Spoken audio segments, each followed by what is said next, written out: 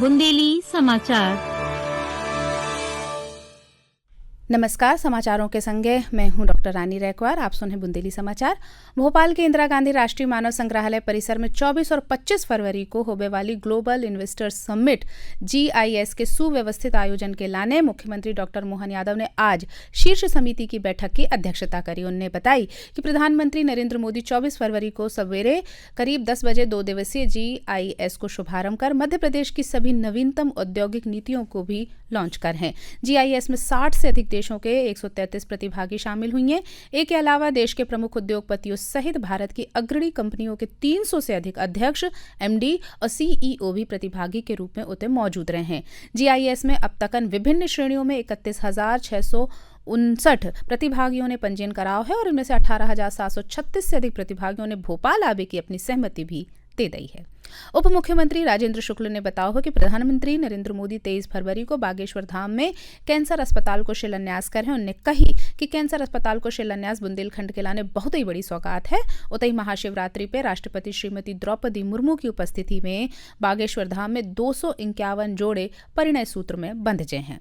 केंद्रीय कृषि और किसान कल्याण मंत्री शिवराज सिंह चौहान ने कहा है कि केंद्र सरकार हर वर्ग के हित में काम कर रही है, जैसे नागरिकों को जीवन में बड़ो बदलाव आओ है। श्री चौहान आज रायसेन में राष्ट्रीय भू स्थानिक ज्ञान आधारित शहरी आवास भूमि सर्वेक्षण नक्शा कार्यक्रम के शुभारंभ के अवसर पर जनसमूह को संबोधित कर रहे थे। उन्होंने कही कि नक्शा कार्यक्रम से संपत्ति को मानचित्रण हुआ है और संपत्ति अभिलेखों को दुरुस्त करने में बहुत ही मदद मिल है। मुख्यमंत्री डॉक्टर मोहन यादव ने कहो कि नक्शा कार्यक्रम के अंतर्गत भूमि अभिलेखों को दुरुस्त करो है।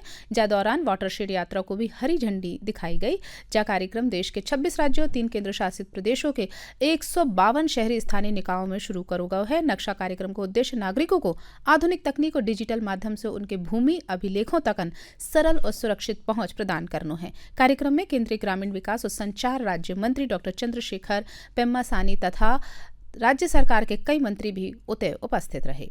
मुख्यमंत्री डॉक्टर मोहन यादव ने आज मंत्रालय में मंत्रिपरिषद की बैठक प्रारंभ होने के पहले मंत्रियों को संबोधित करते हुए कहो कि प्रदेश में 26 फरवरी को महाशिवरात्रि पर्व व्यापक स्तर पर मनाया जा है। जहाँ अवसर पर विभिन्न मंदिरों की साज सज्जा सहित विविध आयोजन हुई हैं। उन्होंने कही कि 30 मार्च को गुड़ी पड़वा पर्व पे भी बड़े स्तर पर कार्यक्रमों की रूपरेखा बनाई जा रही है।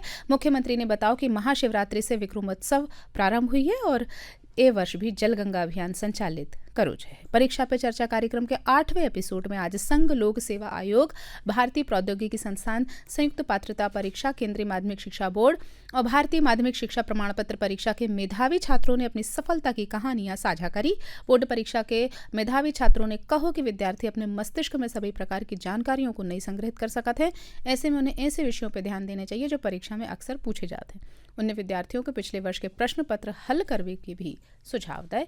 उत्तर प्रदेश की उन्नाव जिला जेल में केंद्रीय कैदियों को प्रयागराज के महाकुंभ से जल लाकर जेल परिसर में पवित्र स्नान कराओगा। कैदियों को पवित्र स्नान करावे के लाने जेल में बने जलकुंड में त्रिवेणी संगम को पवित्र जल मिलाओगा। कई कैदियों ने इसे अपने जीवन को यादगार पल बताया है। जेल प्रशासन को आभार व्यक्त करो। और भिंड जिले में आज सुबह एक डंपर ट्रक ने एक वैन को टक्कर मार दी, जिनमें 3 महिलाओं समेत 5 लोगों की होते ही मृत्यु हो गई और 20 अन्य घायल हो गए।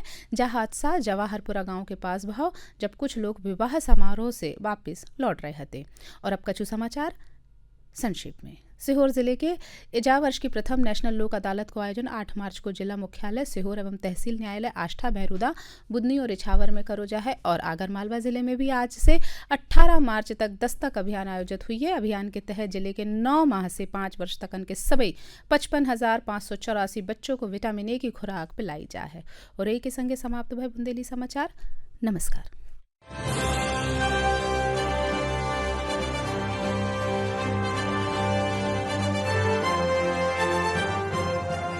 बुंदेली समाचार।